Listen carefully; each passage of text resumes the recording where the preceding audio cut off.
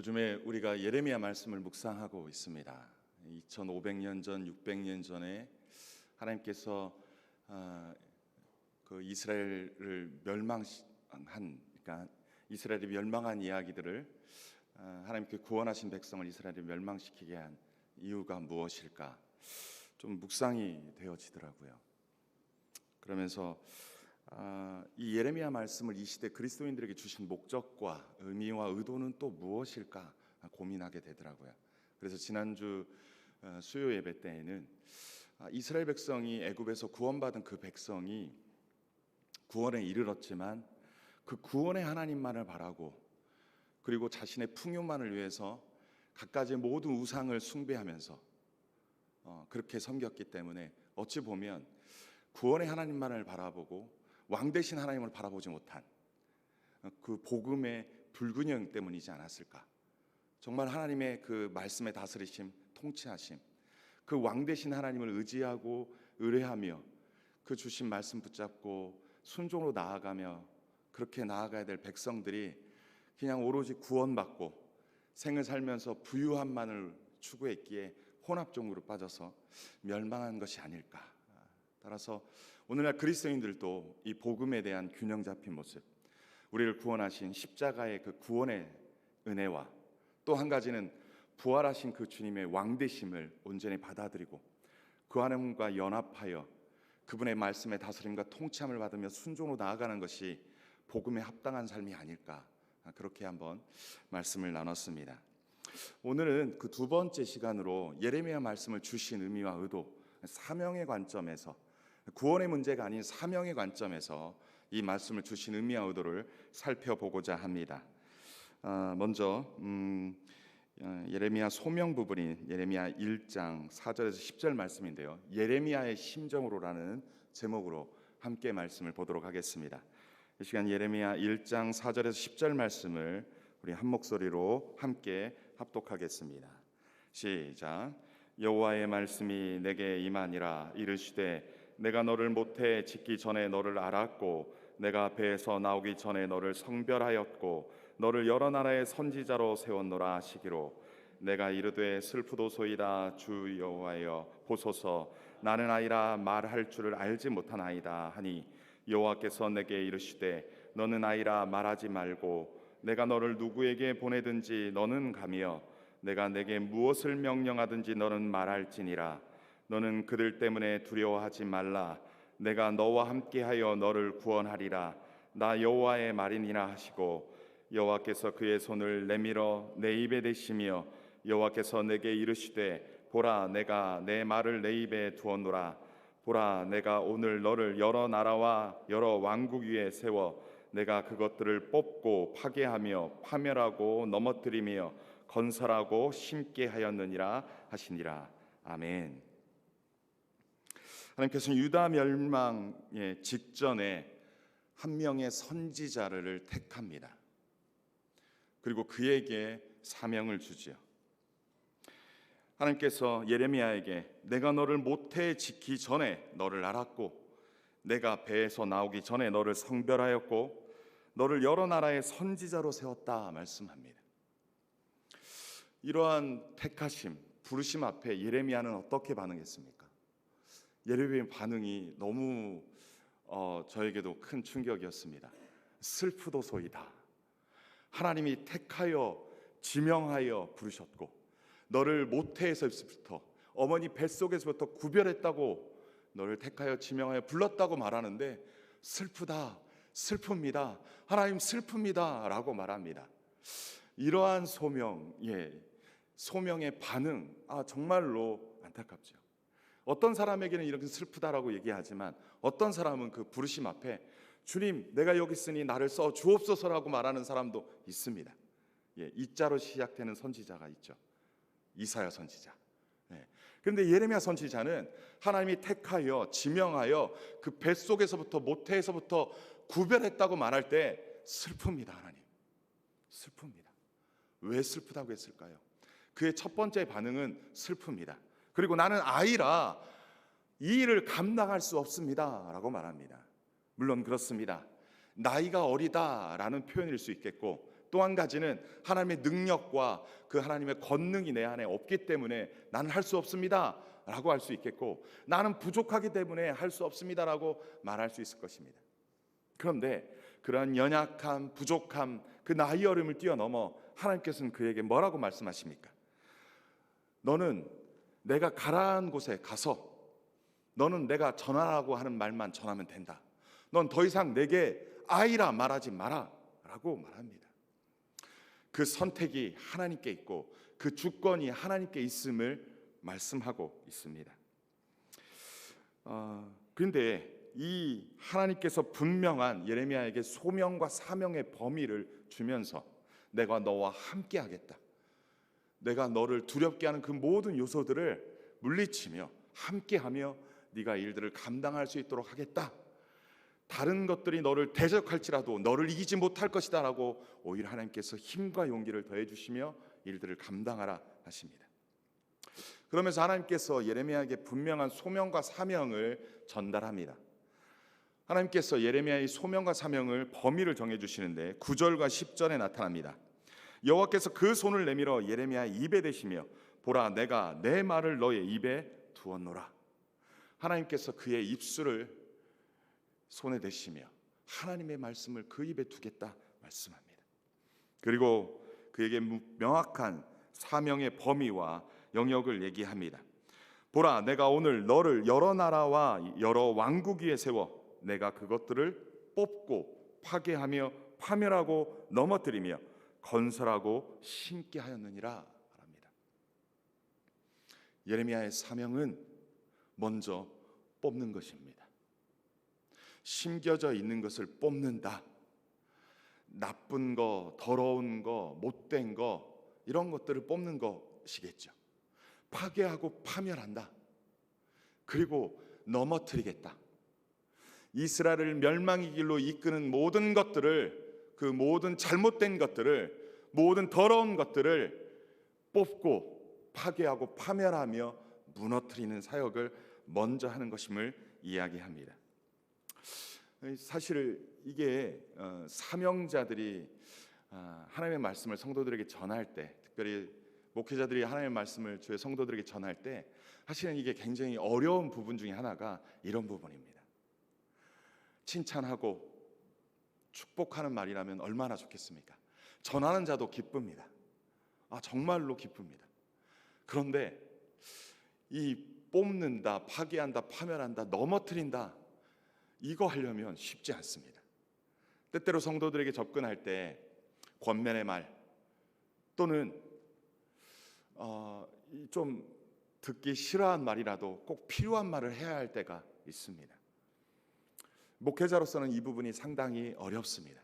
그런데 지금 예레미야가 해야 할 그 첫 번째 사역이 바로 이거다라고 말합니다. 유다는 멸망 앞에 있습니다. 하나님 앞에서 뽑혀져 나가야 하고 파괴하고 파멸하고 넘어뜨려 드릴 것을 넘어뜨려야 하는 것입니다. 그리고 나서 다시 건설하고 심어야 합니다. 지금 예레미야가 이 사명을 감당하라고 말하는 것입니다.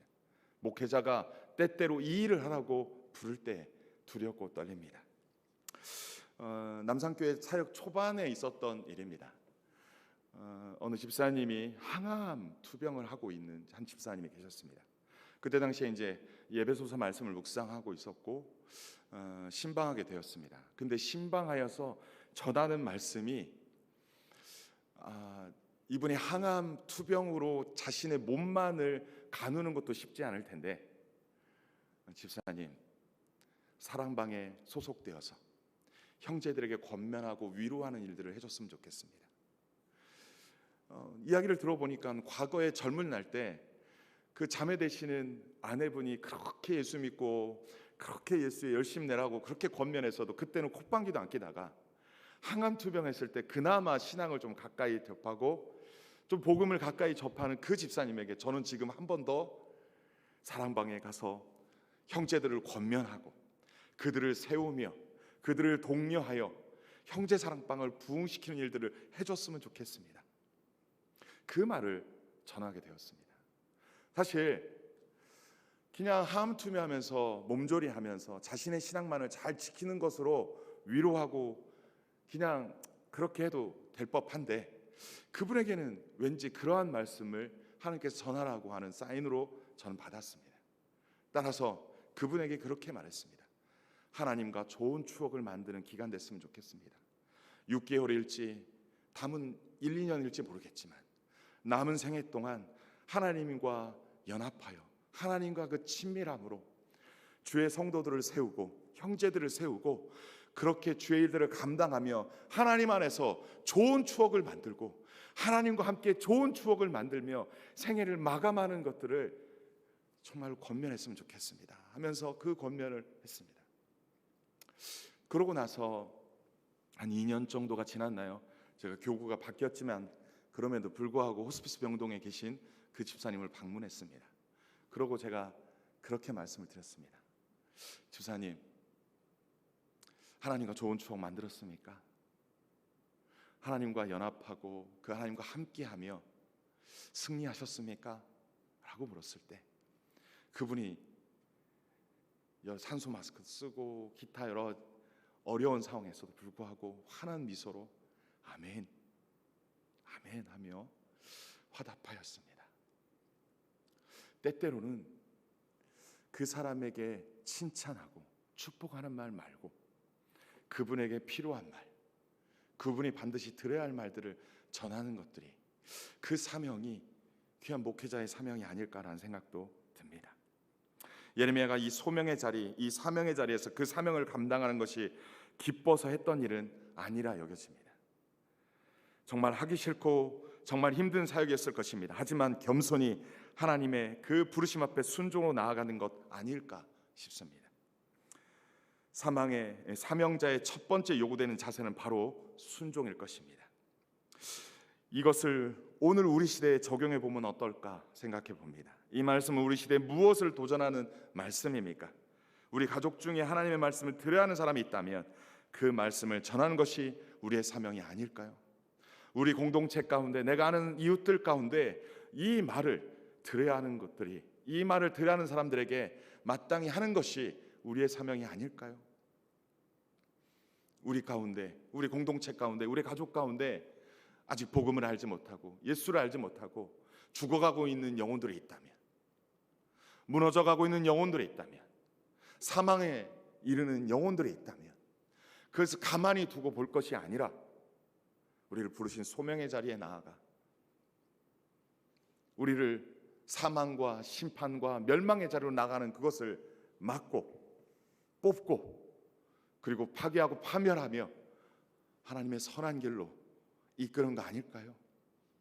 저는 예레미야 말씀을 우리에게 이 시대에 준 목적은 바로 이 말씀이지 않을까 싶습니다.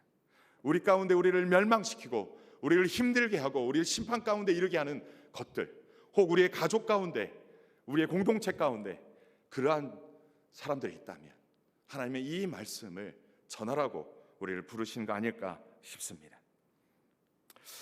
우리 가족 중에 하나님의 말씀을 들어야 하는 사람이 있다면 그 말씀을 전하는 것이 우리의 사명입니다. 우리의 가족의 구원이 안전합니까?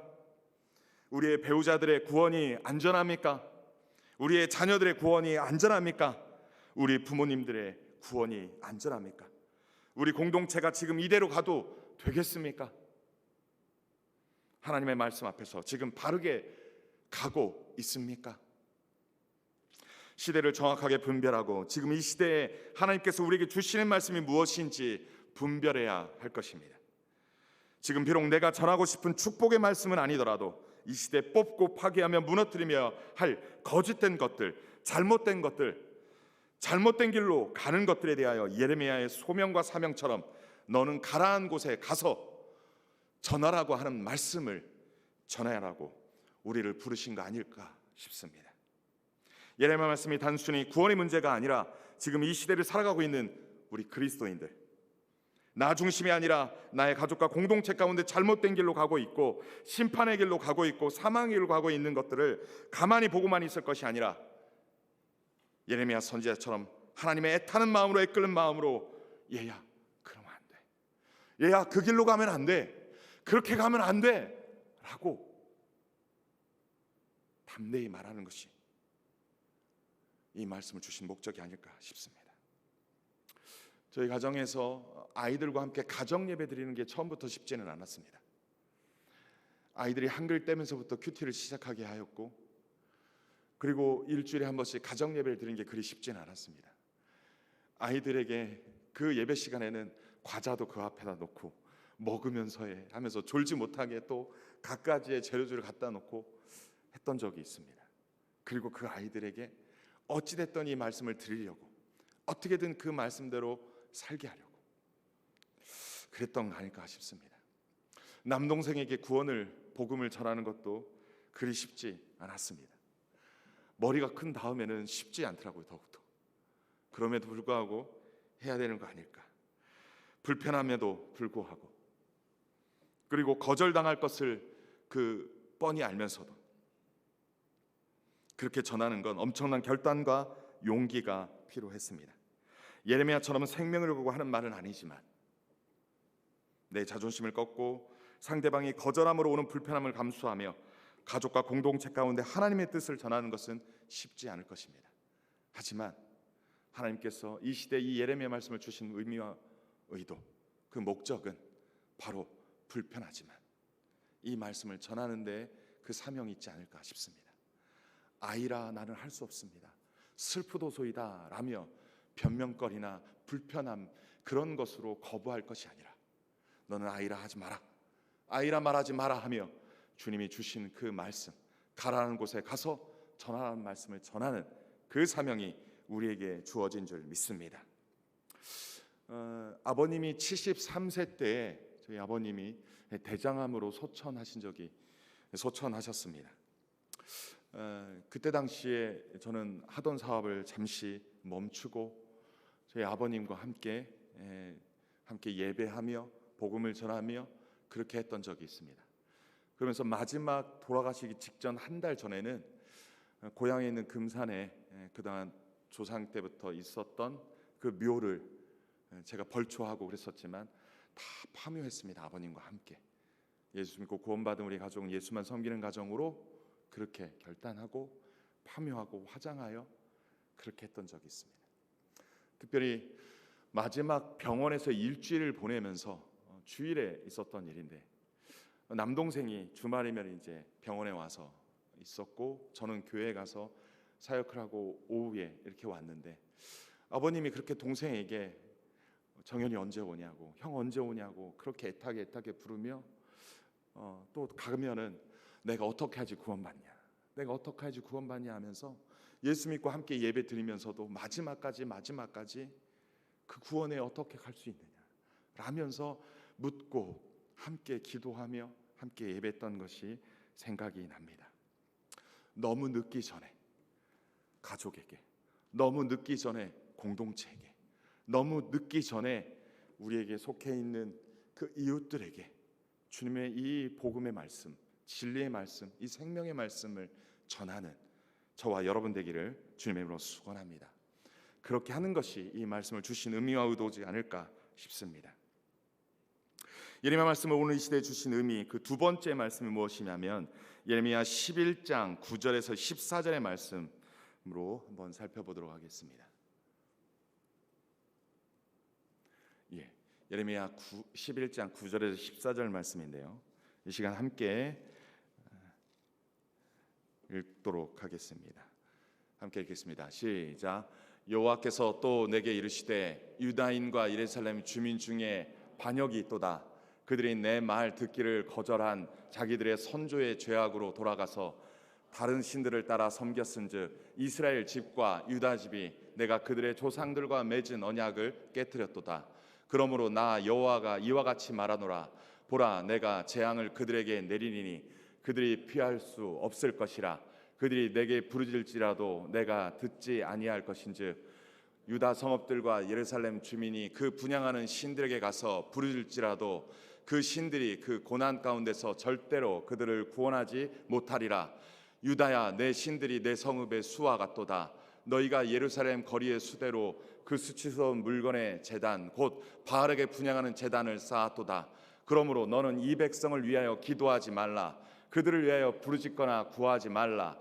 그들이 그 고난으로 말미암아 내게 부르짖을 때 내가 그들에게서 듣지 아니하리라. 무슨 말씀입니까? 너는 이 백성을 위하여 기도하지 말라라는 말씀입니다. 이 말씀은 예레미야 7장 1절에도 있었던 말씀입니다. 예레미야 7장 1절에 너는 이 백성을 위하여 기도하지 마라 그러셨던 말씀을 이 11장에서도 또 한 번 반복합니다. 하나님께서 왜 너는 이 백성을 위하여 기도하지 말라라고 말씀했습니까? 왜 똑같은 말씀을 반복하여 예레미야에게 이렇게 말씀했습니까? 이 백성이 더 이상 소망 없다, 더 이상 가망 없다, 심판과 멸망이 이미 확정되었다, 심판을 되돌릴 수 없다. 예레미야, 네가 기도한다고 해서 이 심판이 번복되거나 바뀌지 않을 것이라는 말씀인 것입니다. 참 안타까운 이야기죠. 당신의 백성을 위하여 예레미야가 선지자가 끊임없이 기도함에도 불구하고 하나님은 이미 심판을 선언했고 멸망을 선포했고 더 이상 기도하지 말라라고 말하는 것입니다. 유다 백성의 죄악이 반역의 수준에 이르렀음을 이야기합니다. 하나님을 통치자 왕으로 섬기고 경배하며 그분의 언약의 말씀을 따라 순종함으로 살아가야 하는데 그들은 결코 그러지 않았습니다.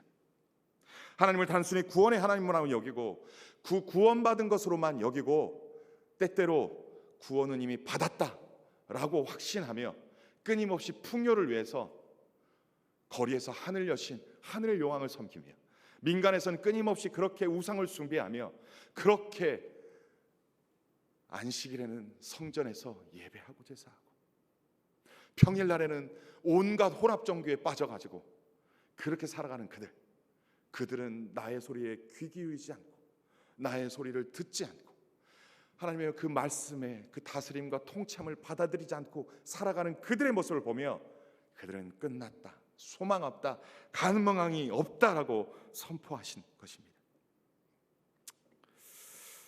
자신에게 풍요만 줄 수 있다면, 자신의 풍요를 주는 신이라면 그 어떠한 신도 혼합하며 하나님도 섬기고 이방 우상도 섬겼던 이 혼합 종교 앞에 하나님은 반역이다, 더 이상 그들을 위해 기도하지 말라 말씀하셨던 것입니다. 그들은 부하게 살 수만 있다면 자신들의 영혼까지도 팔아서라도 종교의 혼합을 일으켰던 것입니다. 따라서 소망이 없다, 가망 없다, 하나님께서 예레미야에게 그들을 위하여 기도하지 말라고 말씀하신 것입니다. 그렇다면 이렇게 말씀하신 하나님의 마음은 어땠을까요? 하나님 그들이 심판을 선포하고 기쁘게 선포하며 했을까요? 심판을 선언하신 하나님의 마음 어땠을까요? 기도하지 말라고 반복적으로 말씀하신 하나님의 마음은 어땠을까요? 또 예레미야 마음은 어땠을까요? 정말로 그 백성을 위해 기도하지 말라고 했을 때 기도하지 않았을까요? 하나님께서 예레미야를 부르신 시점은 예레미야 1장 1절에서 3절의 말씀을 보니까 요시야 13년에 여호와의 말씀이 예레미야에게 임했고 여호야김 시드기야 11년 말까지 곧 5월에 사로잡혀가기까지 임하였다 말씀합니다. BC 626년경에 하나님의 콜링을 받았던 예레미야, 그 말씀을 그때 콜링 받은 예레미야가 BC 587년도 이 남유다가 멸망하기까지 하나님의 말씀이 임하여 이 선지자의 역할들을 감당했습니다.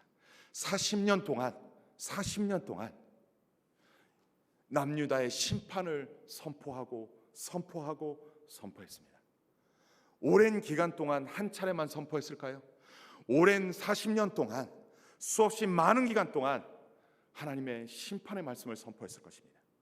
하나님께서 그에게 끊임없이 그 심판의 말씀을 주며 심판하라고 그들의 죄악을 들춰내며 그들의 멸망을 선포하며 끊임없이 그렇게 말씀하신 하나님, 그 하나님의 마음은 어땠을까요? 정말로 심판을 위한 심판의 말씀입니까? 아니요. 오랜 기간 동안 수차례 말씀하신 이유와 목적은 그가 돌이키고 그가 회개하를 바라는 마음에서 오랜 기간 동안 여러 차례 말씀하는 거 아닐까요? 하나님의 마음이 정말 심판을 위한 멸망의 선포였을까요? 아니라고 생각합니다. 그것은 한두 차례 말하고 에이 포기하고 말지 라고 하며 바로 직결 심판을 하는 것이 사실은 심판을 위한 심판 선포일 겁니다. 하지만 오랜 기간 동안 수없이 여러 차례 반복하며 심판을 선포하라는 것은 그가 돌이켜 돌아오기만 한다면, 주께로 돌이켜 돌아오기만 한다면, 회개하고 내게로 돌아오기만 한다면 내가 그를 구원할 것이다 라고 하는 것이 하나님의 마음이 아닐까요? 하나님의 마음은 멸망이 아니라 구원입니다. 하나님의 마음은 심판이 아니라 구원입니다. 하나님의 마음은 그를 멸망시키고 진멸하고 무너뜨리기 위한 것이 아니라 그들을 구원하고자 하는 구원의 메시지였던 것입니다. 그것이 하나님의 마음이었던 것입니다. 그래서 40년의 기간 동안, 오랜 세월 동안 여러 차례 반복하여 이 심판을 선포하라고 하셨던 것입니다. 하나님은 구원의 하나님이십니다. 하나님은 구원의 하나님이십니다.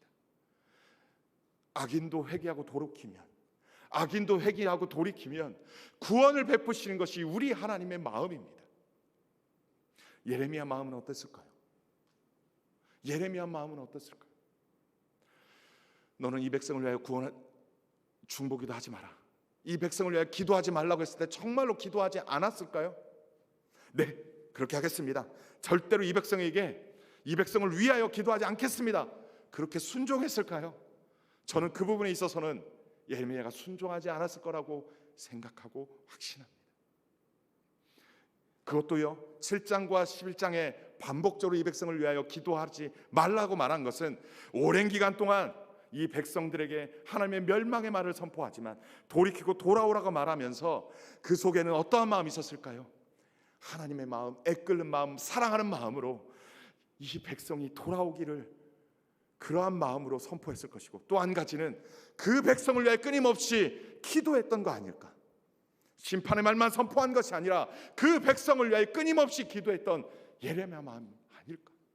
예레미야는 심판만을 선포하지만 그 심판 속에선 구원하여 정말 회개하여 돌이키길 바라는 마음으로, 사랑에 애끓는 마음으로, 그리고 그들을 위하여 하나님께 중보기도 하며 이 백성을 위하여 끊임없이 기도했던 예레미야 마음이 아닐까 싶습니다.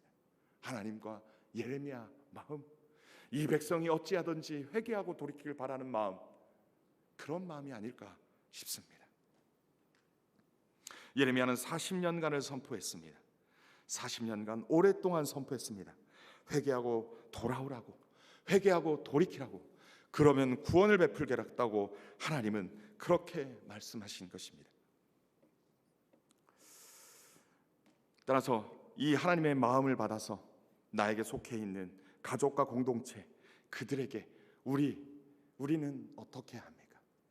우리 또한 이 하나님의 애끓는 마음으로 이 하나님의 진리의 복음, 진리의 말씀을 선포하며 그들을 위하여 기도하면서 이 말씀을 선포해야 하니까 싶습니다. 가시 같은 말씀만 전하는 게 아니라, 가시 같은 복음만 전하는, 물론 복음이 가시 같다는 표현은 아닙니다.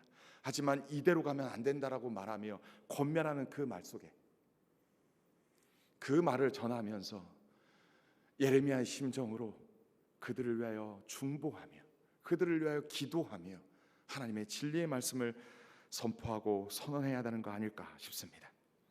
하나님의 마음은 멸망이 아니라 구원입니다. 하나님의 마음은 멸망이 아니라 구원입니다. 하나님의 마음은 심판이 아니라 구원이요 회복의 말씀입니다. 하나님의 복음은 나 하나 구원받는 것으로 끝나는 것이 아닙니다. 나만 구원받는 것으로 끝나지 않습니다. 나의 구원은 또 다른 누군가를 구원에 이르게 하는 하나님의 소명의 자리인 것입니다. 우리 주위에 멸망이 확정된 자가 있습니까?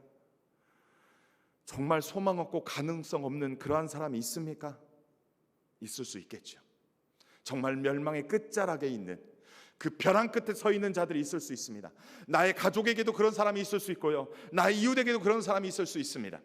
그런 자들에게 이 진리의 복음을 선포하며 그들을 위하여 중보하며 기도하며 이 말씀을 전하고 이 기도를 하라고 우리에게 예레미야 말씀을 주신 거 아닐까 싶습니다. 그들에게 끊임없이 주님의 말씀, 주님의 진리의 복음, 구원의 복음을 선포하라고 우리를 먼저 부르신 이유, 그 이유가 아닐까 싶습니다. 예레미야는 이 말을 전하면서 이 말만 한 것이 아니라 기도하면서 그렇게 했던 것입니다. 예레미야는 이렇게 말씀을 선포했는데 특별히 예레미야서 11장 18절 20절 말씀을 보니까 이러한 말씀이 있습니다. 11장 18절에 20절, 예레미야는 아나돗으로 끌려가는 모습이 있습니다. 우리 18절부터 함께 20절까지 읽도록 하겠습니다. 시작. 여호와께서 내게 알게 하셨으므로 내가 그것들을 알았나이다. 그때 주께서 그들의 행위를 내게 보이셨나이다. 나는 끌려서 도살당하러 가는 순한 어린 양 같으므로 그들이 나를 해하려고 꾀하기를 우리가 그 나무와 열매를 함께 박멸하자. 그를 살아있는 자의 땅에서 끊어서 그의 이름이 다시 기억되지 못하게 하자 함을 내가 알지 못하였나이다. 공의로 판단하시며 사람의 마음을 감찰하시는 만군의 여호와여, 나의 원통함을 주께 아뢰었사오니 그들에게 대한 주의 보복을 내가 보리이다. 예레미야가 아나돗에서 협박을 받습니다. 예레미야가 선포하는 그 심판의 말씀은, 그 저주의 말씀은 정말로 예레미야가 감당할 수 없습니다. 예레미야는 이것을 알고 있었어요.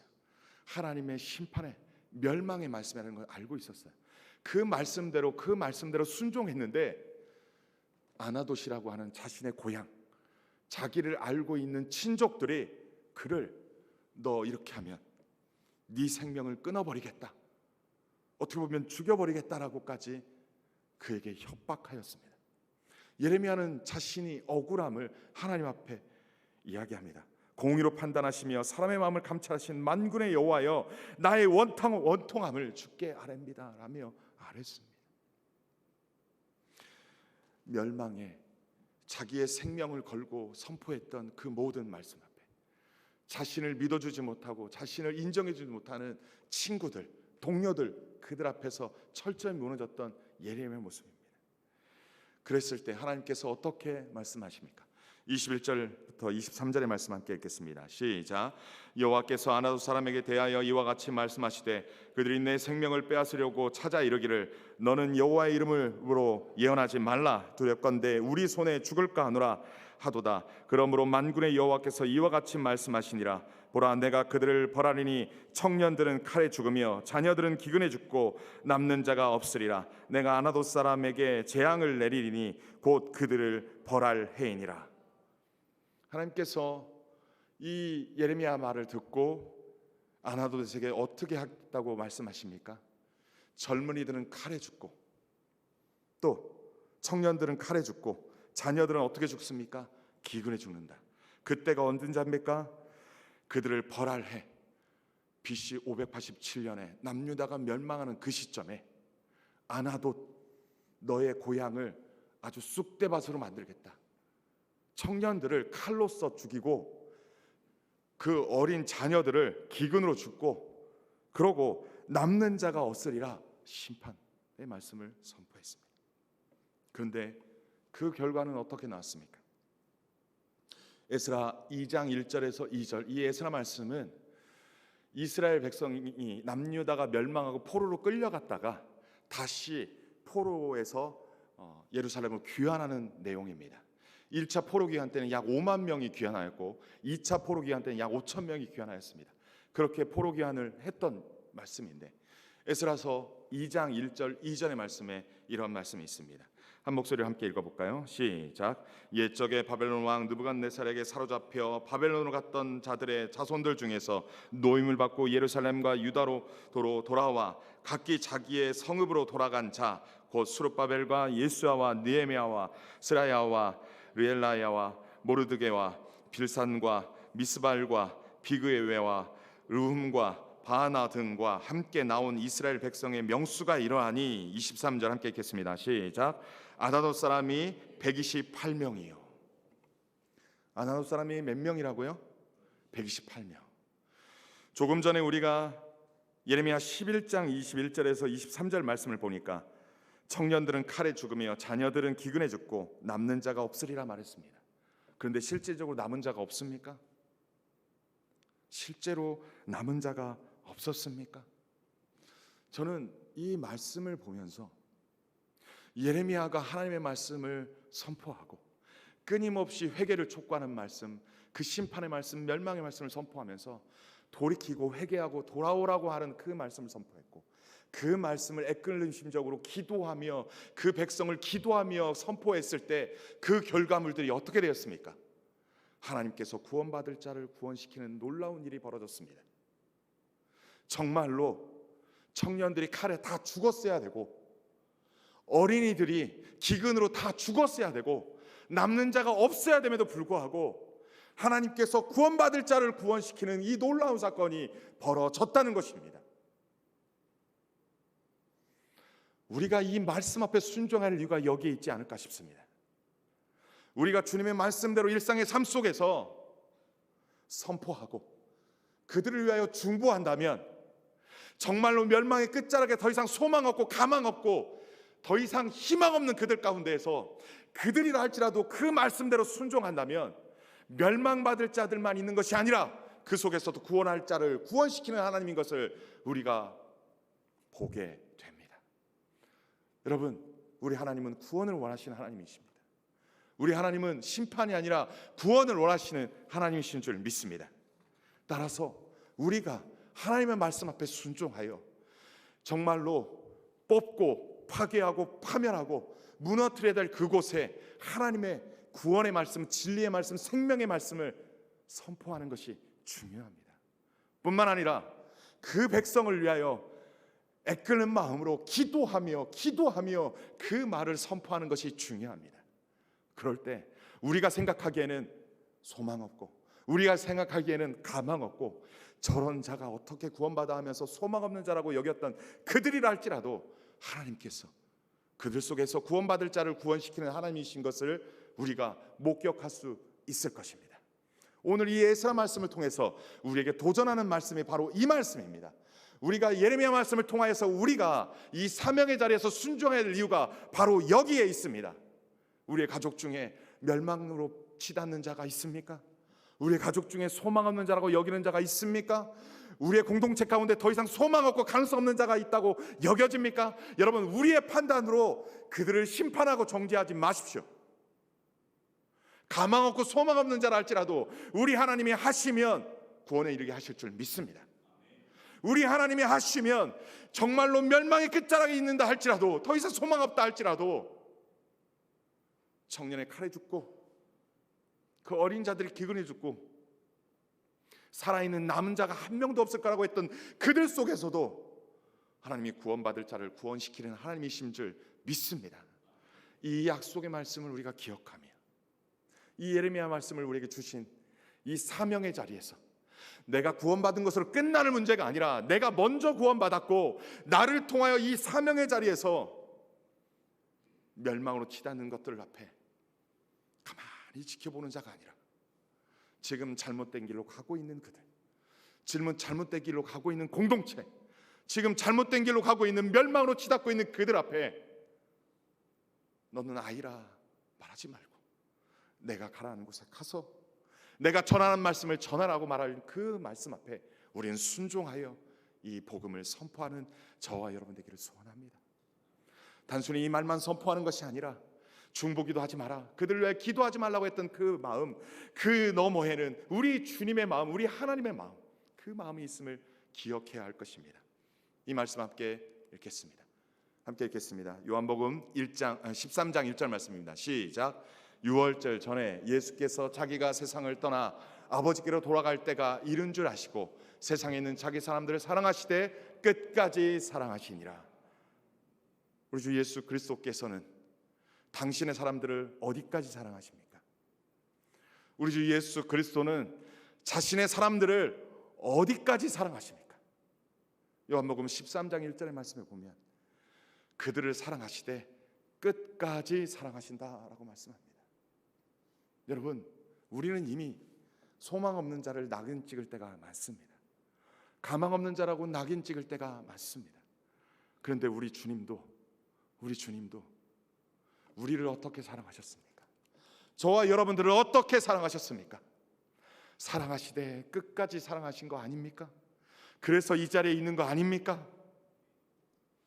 여러분, 이 말씀 앞에 우린 겸손히 우리를 통하여 또 다른 자들을 구원하고자 하는 그 주님의 마음, 끝까지 사랑하시는 그 주님의 말씀, 그 마음, 그것을 온전히 본받아 순종함으로 우리를 통한 구원의 일들이, 우리를 통한 멸망이 아니라 생명의 길이, 우리를 통한 사망이 아니라 생명의 길이 이루어지는 은혜가 있기를 소원합니다.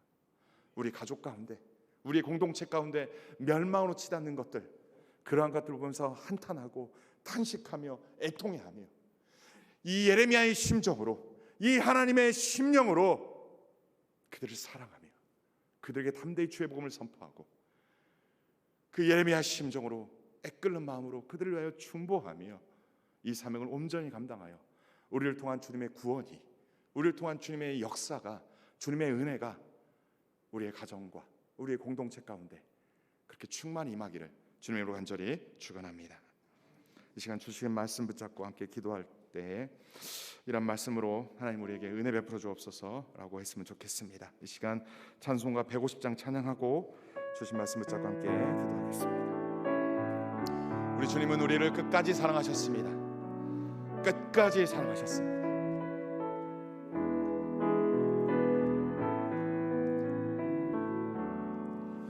갈보리 산 위에 십자가 섰으니 주가 고난을 당한 표라. 험한 십자가를 내가 사랑함은 주가 보혈을 흘림이라. 최후 승리를 얻기까지 주의 십자가 사랑하리.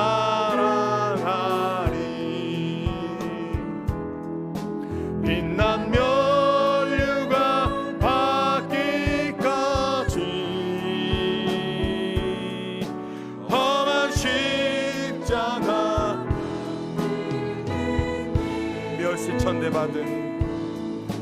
멸시천대 받은 주의 십자가에 나의 마음이 끌리도다. 귀한 어린 양이 세상 죄를 지고 험한 십자가 지셨도다. 최후 승리를 얻기까지 주의 십자가 사랑하리.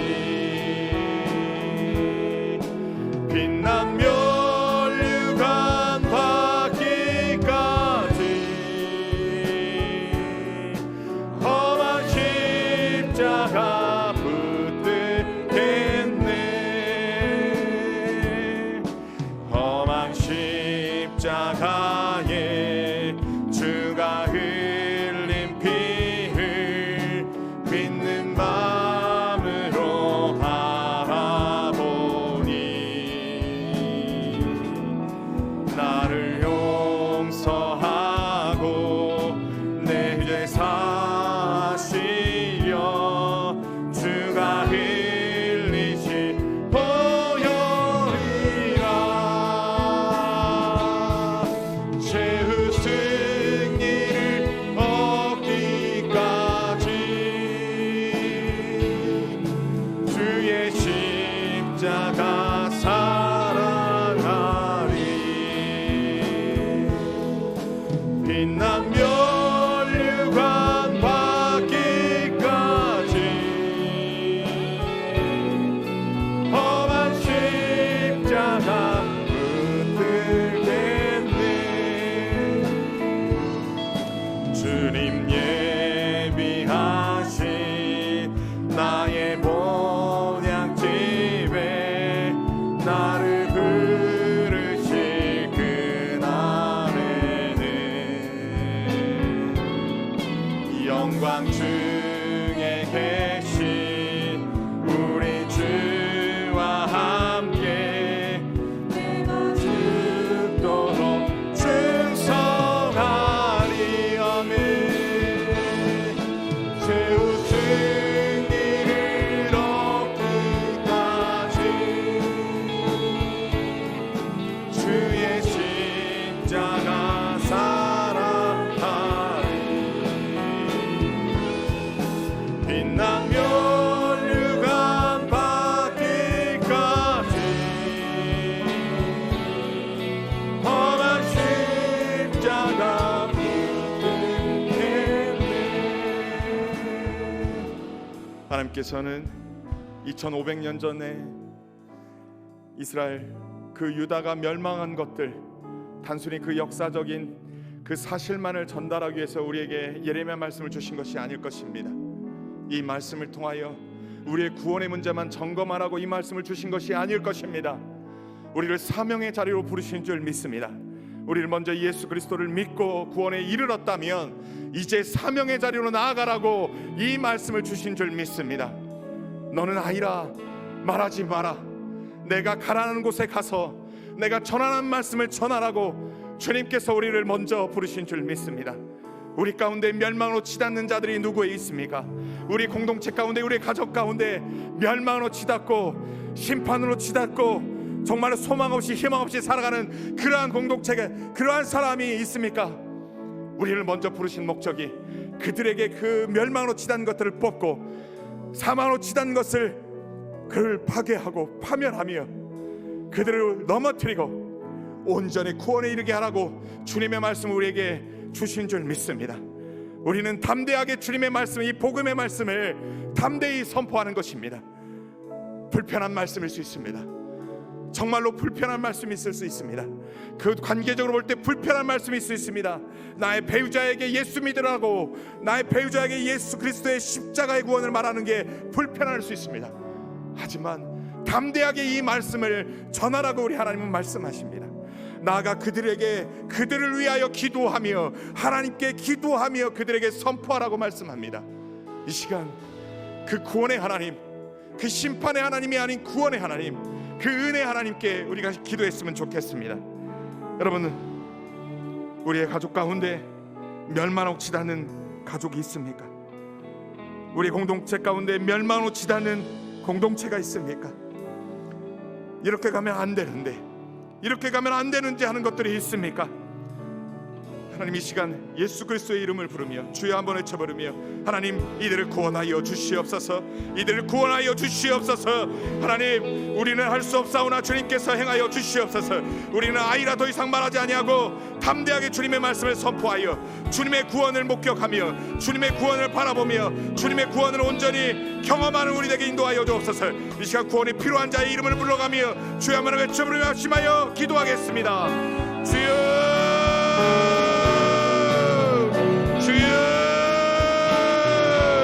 전능하신 아버지 하나님, 우리 가운데 구원이 필요한 영혼들이 있습니까? 우리 가운데 멸망으로 치달으며 아버지 심판으로 치달으며 소망 없는 길로, 희망 없는 길로 나아가는 자들이 있습니까? 아버지 하나님, 이들을 위하여 기도합니다.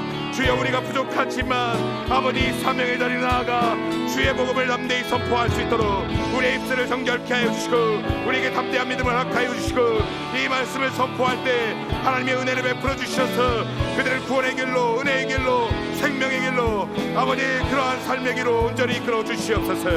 우리에게 연약한 믿음, 아버지 아이라 아이라 말하지 아니하고 주님의 말씀대로 온전히 순복하여 순종하여 나가는 우리의 삶되게 인도하여 주시옵소서. 그 사명의 자리에서 온전히 순종하며 아버지 그렇게 나아가는 자들에게 인도하여 주시옵소서. 아버지, 우리 가족을 위하여 기도합니다. 아버지 하나님, 우리의 가문들을 위하여 기도합니다. 우리의 부모님과 우리의 자녀들과 아버지 우리의 배우자들을 놓고 기도합니다. 주님이 기도 가운데 응답하여 주시옵소서. 은혜 베풀어 주시옵소서. 하나님 역사하여 주시옵소서. 중보기도 제목 위에 하나가 올라온 게 있습니다. 십교구 박진아 자매님의 기도 제목입니다. 8월 6일 미국으로 출국하는 일정 가운데 있는데 친언니가 폐암을 진단을 받았는데 검사 결과 뇌 암세포들이 전이가 되었다고 합니다. 약물 치료와 방사선 치료를 병행하겠다는 그런 병원의 제안이 있는데 안타까운 것은 아직 하나님을 알지 못한다고 합니다. 하나님도 알지 못하고 이러한 질병에 걸려 있는 상황이라고 합니다. 정말 너무 늦기 전에 예수의 복음이 증거돼야 할 것입니다. 우리 이 시간 이름을 이야기하겠습니다. 박진희 자매님, 하나님 박진희 자매 가운데 하나님 사람 붙여 주시옵소서. 주의 복음 들려지게 하여 주시옵소서. 그 생명, 마지막 신라 같은 그 생명, 아주 작은 생명, 그밖에 남지 않은 생명이라 할지라도 하나님 은혜 베풀어 주시옵소서. 예수의 복음 증거되게 하여 주시옵소서. 그 생명 구원하여 주시옵소서. 그 생명을 위해서, 그리고 오늘 출발한 일본 단기 선교팀을 위하여 이 시간 아버지 하나님 그 복음의 선교지 가운데 나아갔을 때 아버지 하나님 그 복음이 증거되게 하시고 그 땅 가운데 주 예수의 복음이 선포되게 하여 주옵소서. 이 시간 일본 단기 선교팀과 우리 박지자매님을 위하여, 그 박진아 자매님의 언니 박진희 자매님을 위하여 이 시간 주여 한번 외쳐보니 말씀하여 주님의 은혜를 구하겠습니다. 주여, 전능하신 아버지 하나님, 이 시간 박진희 자매님을 위하여 기도합니다. 이 생명 아직 예수 그리스도를 알지 못한다고 합니다. 그럼에도 불구하고 아버지 하나님 폐암에 걸려서 그 생명이 얼마 남지 않았고 아버지 그 뇌까지 전이 됐다고 합니다. 아버지 하나님 너무 늦기 전에, 정말로 너무 늦기 전에 예수의 복음이 증거되게 하여 주시옵소서. 신라 같은 생명이라 할지라도 주 예수의 복음이 증거되게 하시고 하나님의 구원의 은혜가 그 가운데 임하게 하여 주옵소서. 할 수만 있다면 그 생명, 그 육신의 생명까지도 구원에 이르게 하여 주시옵소서. 하나님 그 생명 구원하여 주시옵소서. 그 생명 구원하여 주시옵소서. 하나님 은혜 베풀어 주시옵소서. 일본 한기 선교팀 가운데 주님 함께하여 주시고 가고 오는 모든 일정 가운데 안전을 지켜주시고 날씨와 안전으로부터 지켜주시고 주의 복음이 남대히 선포될 때 그 땅 가운데 예수의 복음이 증거되고 하나님의 나라가 이루어질 수 있도록 역사하여 주시옵소서. 하나님 이렇게 행하여 주시옵소서. 전능하신 아버지 하나님, 이 시대 예레미야 말씀을 우리에게 주신 이유가 무엇입니까? 그 의도가 무엇입니까? 우리의 불완전한 구원만이 아니라 우리가 예수 믿고 온전히 구원받아서 나아가 사명자로서 소명자로서 우리 주위에 멸망으로 치닫는 모든 공동체, 멸망으로 치닫는 우리의 가족 구성원, 멸망으로 치닫는 이웃들에게 주님의 생명의 말씀을 증거하라고 주신 말씀인 줄 믿습니다. 하나님, 더 이상 우리가 아이라고 변명하지 않게 하여 주시고 더 이상 나는 할 수 없다라고 피하고 도망하는 자들이 되지 않게 하시고 가라고 한 곳에 담대히 가서 전하라고 하신 주의 생명의 복음의 말씀을 담대히 전하는 순종에 이르게 하여 주옵소서. 그러한 연약한 순종이라 할지라도 그렇게 순종에 이르렀을 때 하나님, 아나도 사람들이 다 진멸할 것이라고 말했지만 그 속에서 128명을 구원하신 하나님, 부족한 입술을 통하여 증거된 복음으로 우리의 가족이 구원에 이르기를 소원합니다. 그 순종함으로 말미암아 우리의 공동체가 다시금 소생케 되기를 소원합니다. 하나님, 이 땅 이민족 가운데 민족의 지도자들이 다시금 하나님께 부르짖으며 주님, 이 나라를 불쌍히 여겨 주옵소서, 주님 이 나라를 불쌍히 여겨 주옵소서라고 외쳤던 민족의 지도자들처럼 이 시대 종교 지도자들과 민족의 지도자들이 구원의 하나님께 부르짖으며 그렇게 중보기도하며 나아가는 자들이 넘쳐나게 하여 주옵소서. 그래야 이 나라 이 민족이 더 이상 심판으로 멸망으로 진멸로 나아가지 않도록 은혜 베풀어 주옵소서. 나아가 열방 가운데 주의 복음을 증거하는 그러한 선교 국가로 이끌어 주시옵소서. 이 시간 말씀을 통하여서 우리에게 도전 주신 하나님을 찬송합니다. 이 말씀 순종하여 주님의 영광을 보게 하여 주시옵소서. 행하실 주님을 찬양하고 감사드리며 거룩하신 예수님의 이름으로 기도합니다. 아멘. 우리의 기도를 받으신 주님께 영광의 박수 올려드리겠습니다. 말씀을 들은 것으로 끝나지 않고 삶에서 순종함으로 주님의 역사를 경험하는 저와 여러분 되기를 주님의 이름으로 간절히 축원합니다. 시간 다 함께 일어나셔서 주님을 대망하며 선포하며 모든 예배를 마치도록 하겠습니다. 선포하겠습니다. 아멘. 주 예수여 오시옵소서. 마라나타.